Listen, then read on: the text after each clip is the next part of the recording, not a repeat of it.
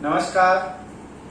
आज के कालांश में अध्ययन कर रहे हैं गद्य साहित्य और लौकिक साहित्य।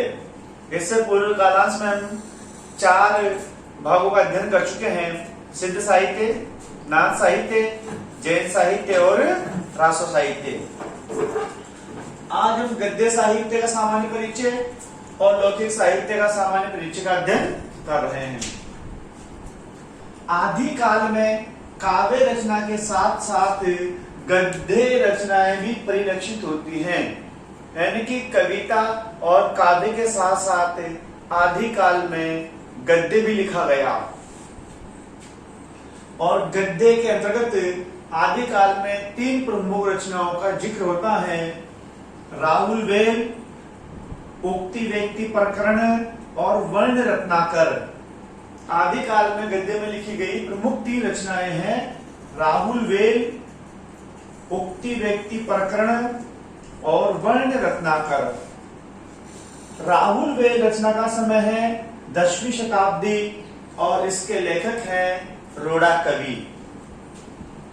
राहुल वेल रचना में राहुल नामक नायिका के सौंदर्य का वर्णन मिलता है और यह वर्णन पहले पद्य भाग में और फिर गद्य भाग में, यानी कि राहुल वेल में गद्य के रूप में भी वर्णन हुआ और पद्य के रूप में भी इसमें राहुल वेल नायिका का वर्णन हुआ।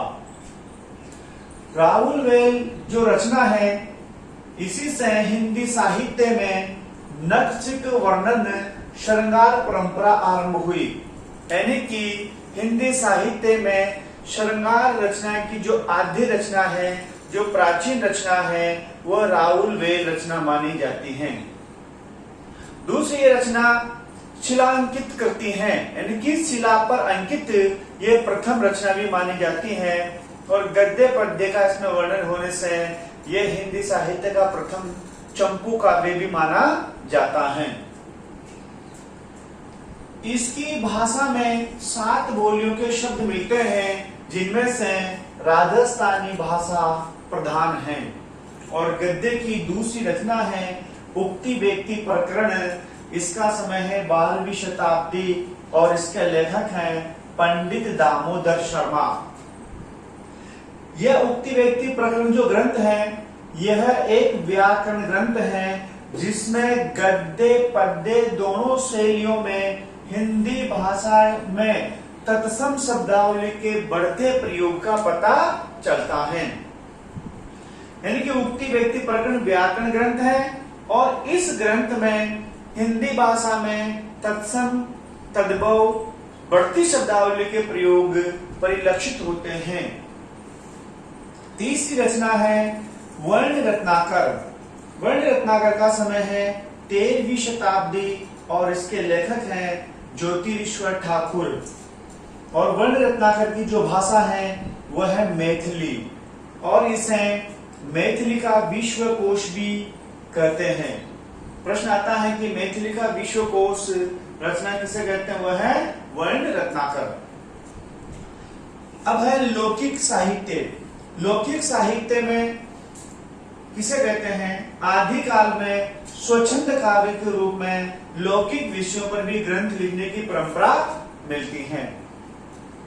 और लौकिक साहित्य के अंतर्गत जो पहली प्रसिद्ध पुस्तक आती है वह है ढोला मारूरा दोहा और इसकी जो समय अवधि है वह है 11वीं शताब्दी और इसके जो लेखक हैं वह है कवि कल्लोल।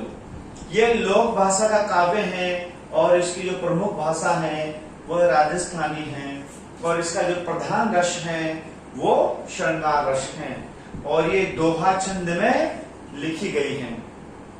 इसमें ढोला और मारवणी की प्रेम कथा का वर्णन किया गया है और प्रेम कथा व श्रृंगार परंपरा की रचना के अंतर्गत ढोला मारूरा दोहा को लिया जाता है। अगली जो रचना है लौकिक साहित्य के अंतर्गत वह है बसंत विलास। बसंत विलास रचना का जो कवि है वो अज्ञात है। इसमें 84 छंदों में बसंत और स्त्रियों पर उसके विलासपूर्ण प्रभाव का वर्णन मिलता है और जो बसंत विलास में जो श्रृंगार और जो स्त्रियों पर जो उसका प्रभाव है, इसकी जो विकसित परंपरा वो हमें वित्तीय काल में दिखाई देती है।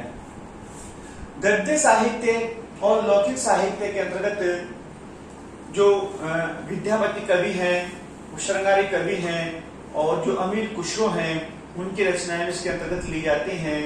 तो अगले कालांश में हम आदि काल के साहित्य की प्रमुख रचनाएं कौन कौन सी हैं, उनका हम विस्तार से अध्ययन करेंगे। धन्यवाद।